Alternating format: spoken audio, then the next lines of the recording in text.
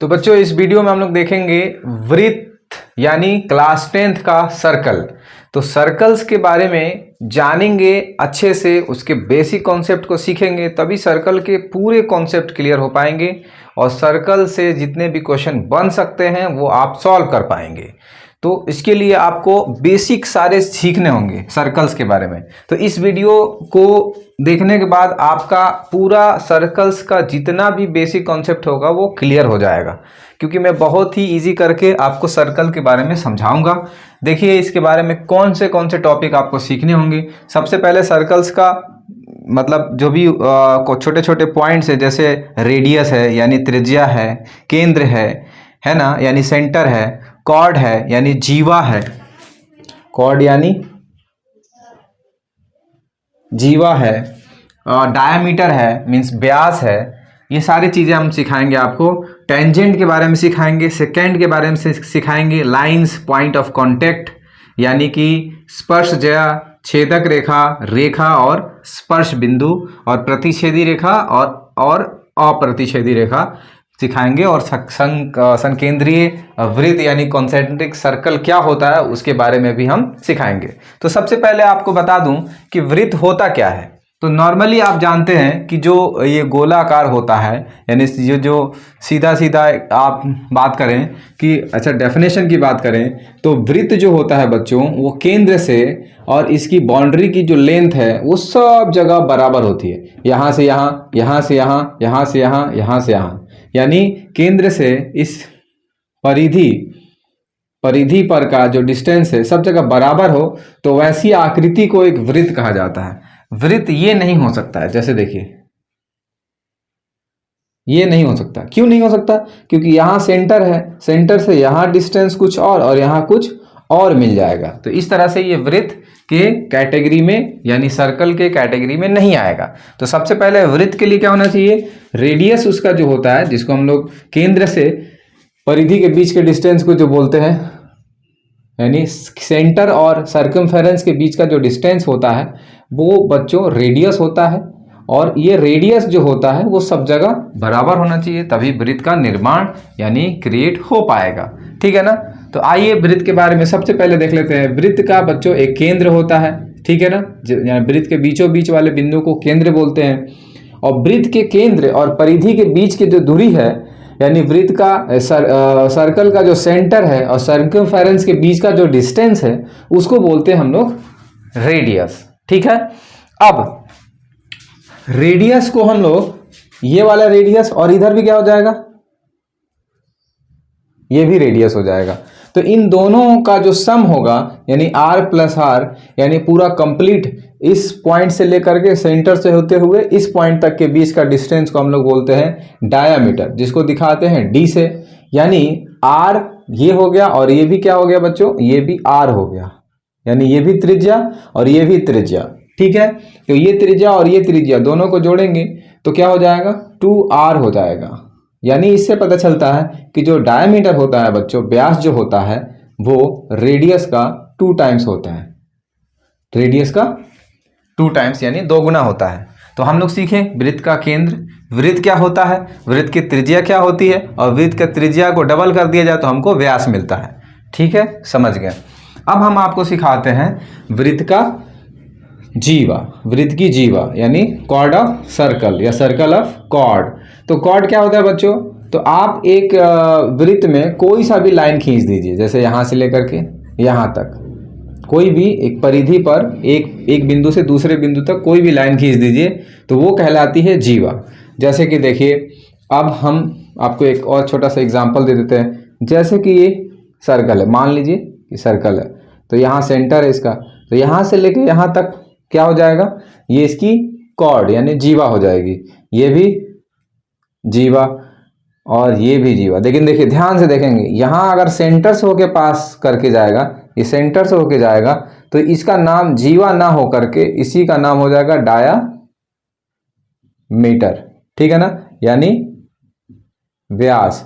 यानी जब जीवा जो है क्या, जब जीवा जो है वो केंद्र से होके जाने लगे तो उसका नाम बदल करके व्यास रख दिया जाता है। यानी कि जब कॉर्ड सेंटर से होके पास करे तो उसका नाम व्यास रख दिया जाता है, यानी डायमीटर रख दिया जाता है। ठीक है ना, तो ये भी समझ गए आप। अब हम आपको ले चलते हैं टेंजेंट के बारे में।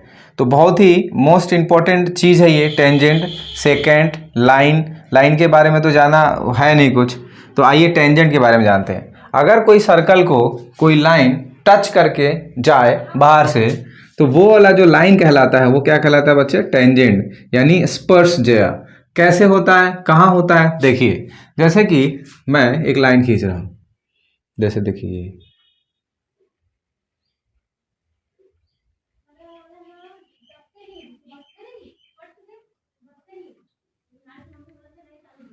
एक ऐसा लाइन जो टच करके जाए,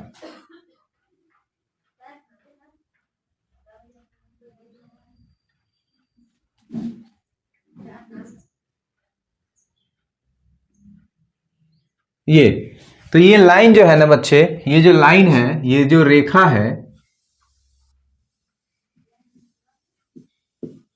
ये जो रेखा है वो वृत्त को क्या हो रहा है? टच करके जा रहा है एक बिंदु पर, यानी एक पॉइंट पर। तो इस लाइन को हम लोग क्या बोलते हैं? टेंजेंट बोलते हैं। इस लाइन को टेंजेंट बोलते हैं, यानी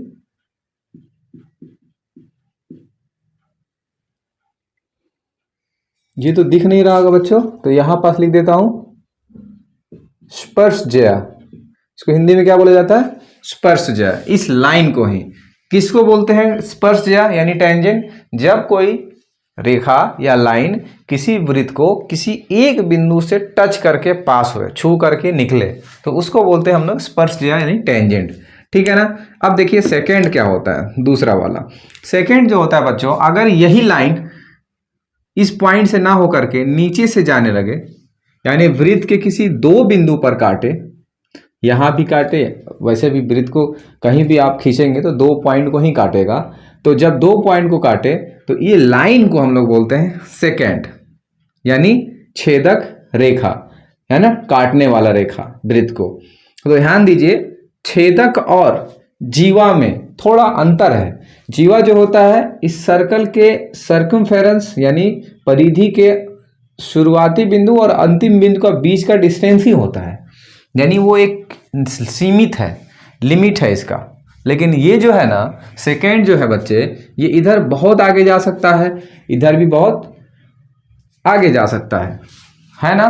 तो ये काटने वाली जो रेखा है, लाइन है, उसको हम लोग बोलते हैं क्या? सेकेंड। ठीक है ना, यानी छेदक रेखा।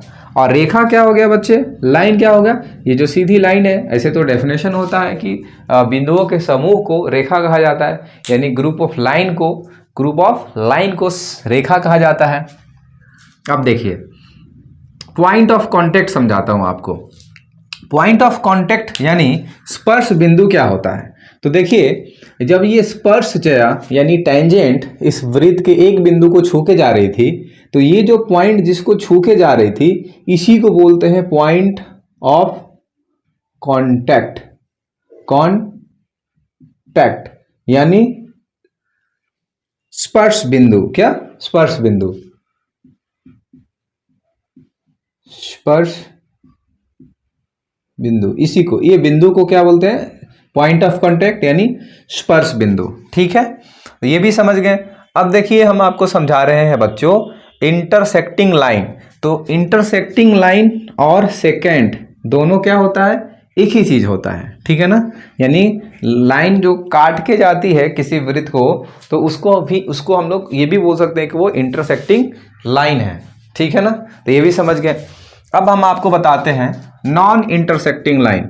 नॉन इंटरसेक्टिंग लाइन क्या होता है? जब कोई लाइन, कोई रेखा वृत्त को नहीं काटे, जैसे कि देखिए एक लाइन है, ये देखिए ये लाइन है, तो ये यहां से निकल रही है, तो इस वृत्त को ये नहीं काट रही है, तो इसको बोलेंगे नॉन इंटरसेक्टिंग लाइन वृत्त के लिए। ठीक है ना। अब मैं समझा रहा हूं आपको संकेंद्रीय वृत्त यानी कॉन्सेंट्रिक सर्कल। कॉन्सेंट्रिक सर्कल का कॉन्सेप्ट समझिए बच्चों। जब एक वृत्त जो है के अंदर एक और वृत्त हो, या एक वृत्त के बाहर एक और वृत्त हो, और दोनों ऐसे हों कि दोनों का केंद्र एक ही जगह हो, जैसे कि मैं आपको बता सकता हूं इस तरह से, देखिए ये है एक वृत्त और इस वृत्त के अंदर एक और वृत्त बना दिए, ठीक है ना। तो इस वृत्त का भी केंद्र यही और दूसरे वाले वृत्त का भी केंद्र यही है अगर, तो इन दोनों को आपस में मिला करके, यानी इन दोनों सर्कल को कैसा नाम देंगे, तो बोलेंगे ये दोनों सर्कल जो है वो कॉन्सेंट्रिक है, यानी संकेंद्रीय वृत्त है, ठीक है ना। चलिए तो और कॉन्सेप्ट आपको बताता हूं। कॉन्सेंट्रिक सर्कल तो हो गया, लगभग यह सारा आपको कंप्लीट हो गया। अब मैं आपको बताता हूं इसका थोड़ी सी और चीजें इसमें, जैसे देखिए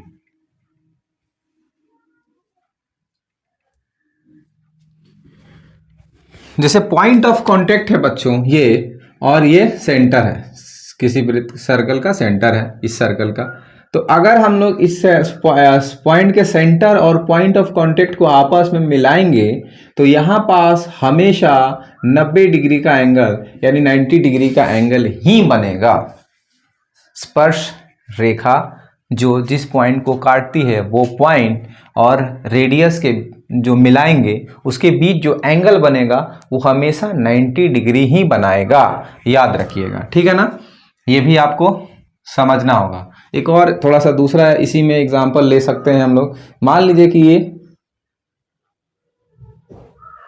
ये वृत्त को यहाँ टच करके गया और ये सेंटर है, तो अगर यहाँ पास मिलाएंगे और जिस पॉइंट पर टच करके गया है यानी पॉइंट ऑफ कांटेक्ट और सेंटर के बीच का जो लाइन होगा, ये मिलाने वाली जो लाइन है ये, और ये टेंजेंट यानी स्पर्शज्या और ये त्रिज्या, इन दोनों के बीच में एंगल जो बनेगा हमेशा कितना बनेगा, 90 डिग्री ही बनेगा, ठीक है।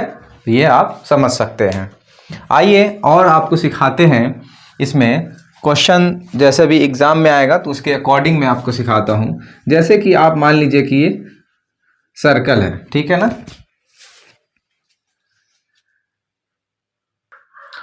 तो बच्चों मान लीजिए कि ये सर्कल है और सर्कल में अपन लोग स्पर्श रेखा जो है ना उससे क्वेश्चन बनता है, तो उसको मैं बता रहा हूं कि मान लीजिए कोई स्पर्श रेखा है, मान लीजिए यही जो है ना स्पर्श रेखा है यहाँ पास, ठीक है ना, और दूसरा स्पर्श रेखा इसके पैरेलल इधर खींचा जा सकता है, इधर खींचा जा सकता है, ठीक है ना। तो हम लोग ये देखते हैं कि अगर किसी सर्कल में आप दो स्पर्श रेखा यानी टेंजेंट खींचे तो एक ही पेयर पैरेलल का बन पाता है ना, पैरेलल लाइन का एक ही पेयर बन सकता है। देखिए ध्यान से, ये सर्कल है, सर्कल में एक स्पर्श रेखा खींचे, दूसरी स्पर्श रेखा खींचे, यानी एक टेंजेंट लिए दूसरी टेंजेंट लिए, तो इस तरह से हम लोग देखते हैं कि दोनों का एक जो पैरेलल पेयर बन गया, यानी एक समांतर रेखाएं ये बन गई, है ना। अगर एक यहाँ खींचे और एक यहाँ खींचे तो दोनों एक दूसरे को काटने लगेंगे, तो एक वृत्त में स्पर्श रेखा का एक ही पेयर हो सकता है जो कि पैरेलल हो, जो कि समानांतर हो। समझ गए। अच्छा, क्वेश्चन अगर आ गया एग्जाम में कि एक वृत्त में कितनी स्पर्श रेखाएं खींची जा सकती हैं, एक बिंदु से कितनी स्पर्श रेखाएं खींची जा सकती हैं, तो देखिए किसी वृत्त में एक बिंदु से केवल एक ही स्पर्श रेखा खींची जा सकती है। स्पर्श रेखा एक स्पर्श रेखा खींची जा सकती है, एक ही बच्चों, एक बिंदु से, केवल इस पॉइंट से एक ही। अब आप स्पर्श रेखा इससे और नहीं खींच सकते हैं, अगर खींचेंगे तो गड़बड़ हो जाएगा, फिर ऐसे जाने लगेगा, काट देगा। तो एक बिंदु से एक ही स्पर्श रेखा खींची जा सकती है। लेकिन वृत्त में अगर वृत्त की बात करें और एक बिंदु मेंशन ना हो, एक पॉइंट मेंशन ना हो, तो कई सारे स्पर्श रेखा खींची जा सकती हैं, ठीक है ना। तो यही है वृत्त का कॉन्सेप्ट बच्चों। अब हम आपको नेक्स्ट वीडियो में क्वेश्चन आंसर यानी एक्सरसाइज 10.1 को समझाएंगे, ठीक है। तो अगले वीडियो मिलते हैं 10.1 के साथ।